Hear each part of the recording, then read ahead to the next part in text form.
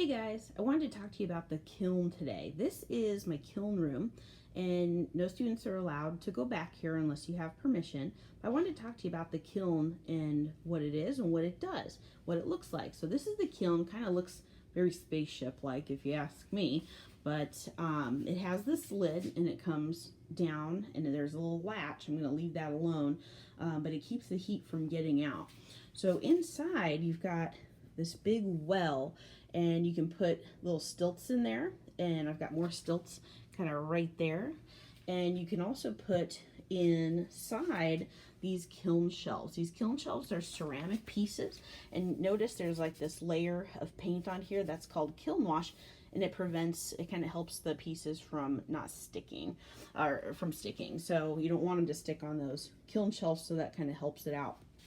So inside you can see there's these coils right here, and those coils, you want to make sure they stay right in there. That's where the heat comes from.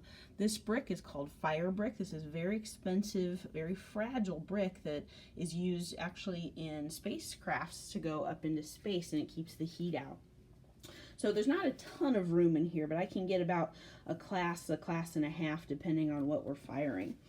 Over here, this is the control panel, and it's all electric, and so I set a cone fire mode, and it's usually at 04 or 05, and I put it on slow, and it takes about 8 hours to actually run the whole cycle, so everything's fired completely. Over here is the vent switch. I'll turn it on, maybe you can hear it. And what's happening is the heat is getting taken out into this vent, so the classroom doesn't smell like kiln things burning in the kiln, and it takes out the heat from the actual kiln area, so we don't cause any alarms to go off. Over here, these little knobs, I just leave these alone, but these kind of pull out to adjust temperature.